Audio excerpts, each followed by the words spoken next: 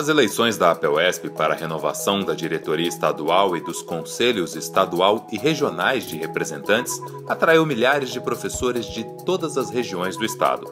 Apurados os votos, a Chapa 1 obteve 54,9% dos votos válidos. A professora Maria Isabel Azevedo Noronha foi reeleita para o seu 4º mandato, o 3º consecutivo, e exercerá a presidência do sindicato até 2017. Para ela, o processo eleitoral reafirmou a importância do sindicato como ferramenta de luta. Olha, eu avaliei que ele foi bom, né? Ele foi um processo que reafirmou e consolida, assim, um projeto que, de certa forma, a categoria aderiu a ele, né? Na medida em que eu completo aí um ciclo de 3 mandatos, né? Numa conjuntura que não é fácil para o movimento sindical, né? E a representação também em crise com aquelas mobilizações de junho, né? Então isso de certa forma reafirmou que o sindicato ele é um instrumento de luta e ele representa sim, né, uma categoria sindical e luta, né, pelos direitos dela. A luta não para. Os professores continuam mobilizados, exigindo seus direitos. Reivindicam a ampliação do reajuste salarial de 2014, um plano de ganho real de salários, a implantação da jornada do piso e uma nova forma de contratação dos professores não efetivos. Reivindicam também o não fechamento de classes em todos os períodos, medidas efetivas contra o assédio moral e um plano de carreira que atenda às necessidades do magistério. Mais ainda, agilização dos processos de aposentadorias e um regime de dedicação plena e exclusiva com 75% sobre o salário base. Vamos pressionar o governo, nós queremos ganho real de salário, tem aí o anúncio de complementar os 7% que já nos já conseguimos, né? Então acho que isso de certa forma a gente conseguirá sim fazer um processo de campanha salarial ainda nesse primeiro semestre. Então, a luta continua mesmo. A luta continua em muitas frentes. A campanha Sou Mais Minha Professora tem atraído a atenção de pais e alunos das escolas públicas, convidados a compartilhar experiências e opiniões sobre a importância dos educadores. Eu sempre imagino o papel do professor basicamente assim. A gente nasce uma folha em branco. Metade daquela folha é escrita pelos seus pais, por exemplo, falando o que é certo, o que é errado. E a outra metade, sem dúvida nenhuma, é o que o professor te ensina, o que o professor te passa, a influência que muitos deles têm sobre você. Eu tinha uma amiga que tinha uma relação muito ruim com a mãe dela. E ela criou um carinho por uma professora minha, que ela chamava ela de mãe. E o que ela falava para ela, aconselhava, dava o carinho que ela não tinha com a mãe dela, acho que fez mudar um pouco a cabeça dela. Ela criou um juízo, começou a trabalhar, estudou, se esforçou, mudou o caminho dela.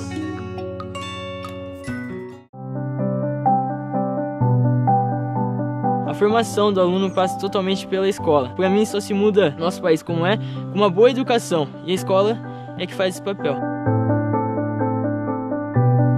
É uma frase meio clichê, mas a esperança, eu acho que, do Brasil está nos professores. A partir dos professores como eu tenho, como eu acredito que muitos alunos têm, a partir desses professores a gente pode fazer um país melhor.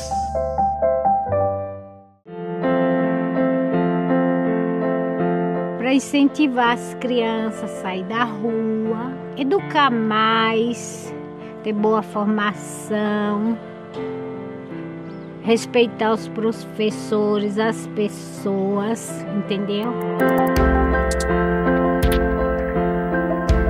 O professor tem que ser bem pago, tem que ser respeitado, tem que ser valorizado, entendeu? Coisa que isso eles não são. Muito se fala da não participação dos pais na vida escolar de seus filhos. A pesquisa encomendada pela APEUESP sobre qualidade da educação revelou um dado muito importante a respeito deste assunto. 70% dos pais nunca foram a uma reunião do conselho da escola. 70% dos pais. Só que 71% afirma que se tivessem uma falta abonada no trabalho para poder participar da reunião de escola, eles participariam mais. Ou seja, a vida e a participação dos pais, que todos nós, pais, alunos e professores, consideram importante para o sucesso e pela melhora do desempenho escolar e pela melhora da qualidade de educação, só vai ser possível com uma legislação que possibilite e que incentive esse pai a não ser prejudicado financeiramente com uma falta no trabalho, na medida em que ele gostaria de participar da atividade do filho. Agora, central mesmo é, na verdade, dizer que falta professores. Isso veio ao encontro do que nós colocamos no início do ano, que o ano acabou não começando, porque faltam professores devido à forma de contratação de professores aqui no estado de São Paulo. Eu acho que esses são os pontos centrais dessa pesquisa e que, se não se corrigir, eu não tenho esperança de que a gente venha poder avançar na qualidade de ensino. Perpassa por tudo isso: as condições dignas de trabalho de professores, a infraestrutura, o bem-estar do aluno e a vontade e, sobretudo, a participação da comunidade escolar no projeto político-pedagógico. E fala de projeto político-pedagógico, o pai não sabe o que é isso, não pode saber mesmo, tá certo? Porque ele também não vem para a escola, ele não pode vir para a escola porque trabalha e eles querem participar. Então, há que se pensar numa forma de participação dos alunos também, dos pais, né, aí no processo de ensino-aprendizagem dos alunos e, claro, numa escola pública que, de fato, garanta a qualidade de ensino. E aí existem concepções diferentes, né, sobre o que seria essa responsabilidade educacional, que vão de uma concepção que nós entendemos que é adequada, que é a ideia de obrigar os gestores, uma vez pactuado o Sistema Nacional de Educação, definidas as responsabilidades de cada um, obrigá-los a implementar o PNE e implementar esse sistema, ou seja, obrigá-los inclusive a elevar o financiamento da educação para atingir os 10% do PIB, por exemplo, cumprir, no mínimo, né, como requisito básico para qualquer discussão, a lei do piso nacional do magistério em relação à jornada, em relação à atualização do valor do piso e, mais importante do que isso, inclusive, um plano de carreira que seja atrativo e que seja consistente para a valorização de fato dos trabalhadores e das trabalhadoras. Então, são pontos que a gente entende que são fundamentais para uma lei de responsabilidade educacional. É esta força misteriosa, às vezes chamada vocação, que explica a quase devoção com que a grande maioria do magistério nele permanece, apesar da imoralidade dos salários. E não apenas permanece, mas cumpre como pode seu dever. Amorosamente acrescento. Paulo Freire. Pensar a carreira do professor é nós pensarmos todas aí as interfaces que essa carreira tem, né, no processo educacional, na organização do processo educacional. Então eu lanço umas perguntas. Como reformular diretrizes para a carreira do magistério, tendo em vista oferecer às crianças e aos jovens um ensino de qualidade sem refletir sobre o Pacto Federativo e as obrigações da União, Estados e municípios na perspectiva do Sistema Nacional de Educação? Porque hoje nós somos uma categoria que, de fato, nós somos uma categoria nacional. Por quê?